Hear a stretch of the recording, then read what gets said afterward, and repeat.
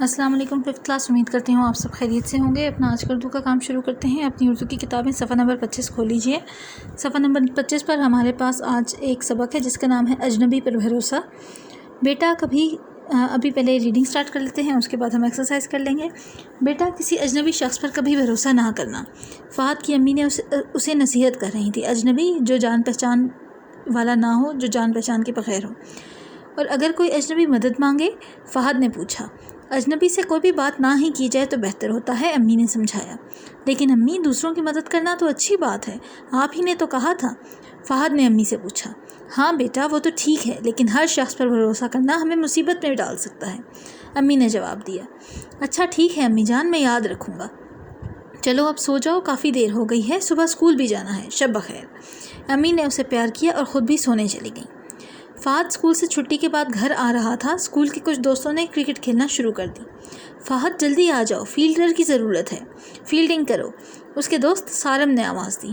اچھا. فہد نے بستہ ایک جانب رکھا اور کھیلنے لگا. کھیلنے میں اتنا مصروف ہوا کہ وقت کا اندازہ ہی نہ رہا. کچھ دیر بعد جب اسے احساس ہوا تو اس نے اپنے دوستوں سے معذرت کی اور گھر کی جانب چل دیا. بیٹا کیا تمہیں پتہ ہے کہ شارق سپر مارٹ کہاں ہے؟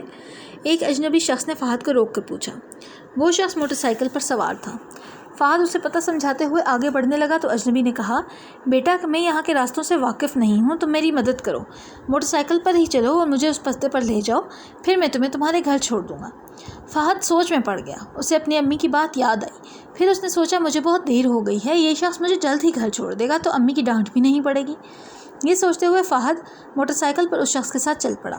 مگر یہ کیا؟ جلد ہی فہد کو احساس ہو گیا کہ اس نے غلطی کی ہے. وہ شخص تیزی سے کسی اور طرف جا رہا تھا. اس نے اس شخص کو روکنے کی کوشش کی مگر اس نے فہد کی بات انسنی کر دی. اتفاق سے پولیس کی ایک موبائل گاڑی پاس سے گزری. فہد نے اشارے سے پولیس والوں کو اپنی مشکل سے آگاہ کیا. پولیس والوں نے اس شخص کو روکا اور فہد کو اس مشکل سے نکال لیا. اس شخص کو حراست میں لیا اور فہد کو گھر پہنچا دیا. ہانیہ واحد، جماعت پنجم، یعنی کہ یہ کہانی آپ ہی کی طرح کی ایک 5ویں جماعت کی بچی نے لکھی ہوئی ہے.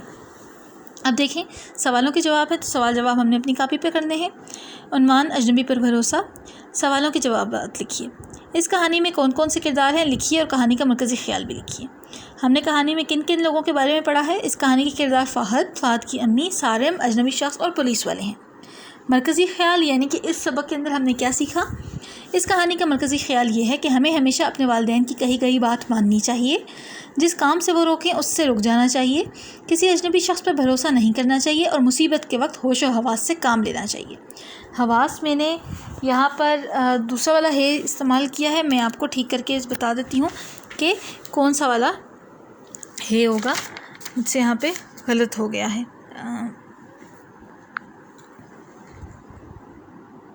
آپ یہاں پہ دیکھیں، ایسے لکھا جائے گا. ٹھیک ہے، یہ ہوگا ہوش و حواس سے کام لینا چاہیے.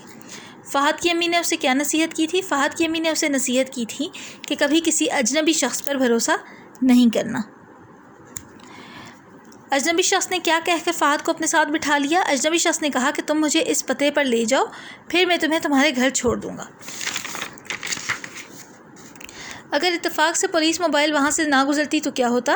اگر پولیس موبائل وہاں سے نہ گزرتی تو وہ شخص فہد کو اغوا کر لیتا. پولیس موبائل نہ گزرنے کی صورت میں فہد کو اپنے بچاؤ کے لیے کیا کرنا چاہیے تھا؟ پولیس موبائل نہ گزرنے کی صورت میں فہد کو شور مچا کر آس پاس کے لوگوں کو اپنی طرف متوجہ کر کے ان سے مدد مانگنی چاہیے تھی، یعنی کہ شور کرنا چاہیے تھا فہد کو. آپ اس کہانی کا کیا عنوان رکھنا چاہیں گے؟ سوچ کر لکھیے. یہ جواب آپ نے خود لکھنا ہے. میں نے یہاں پہ لکھا ہے خود تحریر کریں، تو اس کا مطلب یہ نہیں ہوگا کہ جواب بھی آپ خود تحریر کریں ہی لکھیں گے.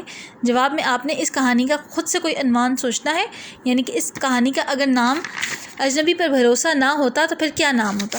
تو جو بھی نام آپ رکھنا چاہیں گے آپ وہ یہاں پہ لکھیں گے. ٹھیک ہے، یہ تھا ہمارا آج کا کام. اس کے ساتھ ہی ہمارا اردو اے کا کام کمپلیٹ ہو گیا ہے. صرف ایک نعت والا جو ہمارا یونٹ ہے وہ رہ گیا ہے، اس کی تشریح رہ گئی ہے.